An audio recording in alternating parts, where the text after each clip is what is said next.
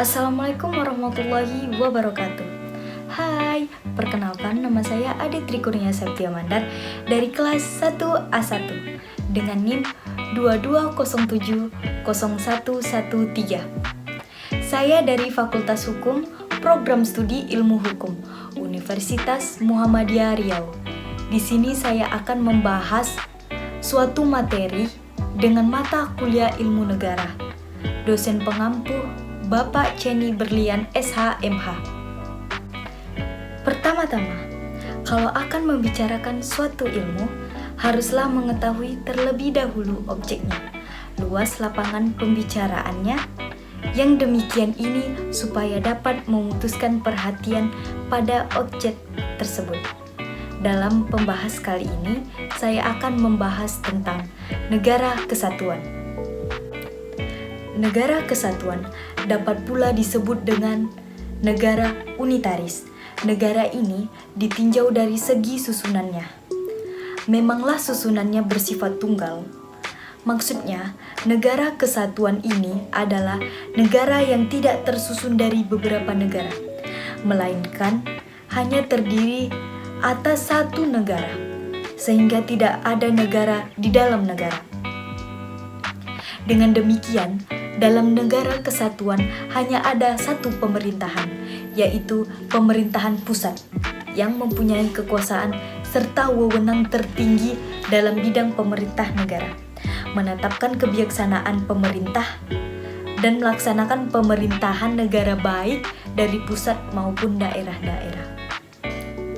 Kekuasaan para penguasa pada umumnya bersifat absolut, dan masih dilaksanakannya asas sentralisasi dan asas konsentrasi.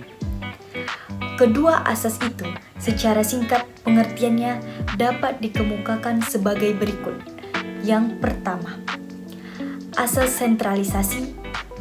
Asas ini adalah asas yang mengkehendaki bahwa segala kekuasaan serta urusan pemerintah itu milik pemerintah pusat. Yang kedua, asas konsentrasi adalah asas yang mengkehendaki bahwa segala kekuasaan serta urusan pemerintahan itu dilaksanakan sendiri oleh pemerintah pusat, baik yang ada di pusat maupun pemerintah yang ada di daerah-daerah. Sementara itu, setelah negara-negara di dunia ini mengalami perkembangan yang sedemikian pesat, wilayah negara menjadi semakin luas. Urusan pemerintahannya menjadi semakin kompleks, serta warga negaranya menjadi semakin banyak dan heterogen. Maka di beberapa negara telah dilaksanakan asas dekonsentrasi dalam rangka menyelenggarakan pemerintahan di daerah, yaitu pelimpahan wewenang dari pemerintah pusat kepada pejabat-pejabat di daerah untuk melaksanakan urusan-urusan pemerintahan pusat yang ada di daerah-daerah. Dalam perkembangannya, lebih lanjut, beberapa negara di samping telah dilaksanakan asas dekonsentrasi, juga telah dilaksanakan asas desentralisasi, yaitu penyerahan urusan pemerintahan dari pemerintah pusat atau daerah otonom, tingkat atasnya kepada daerah otonom, menjadi urusan rumah tangganya.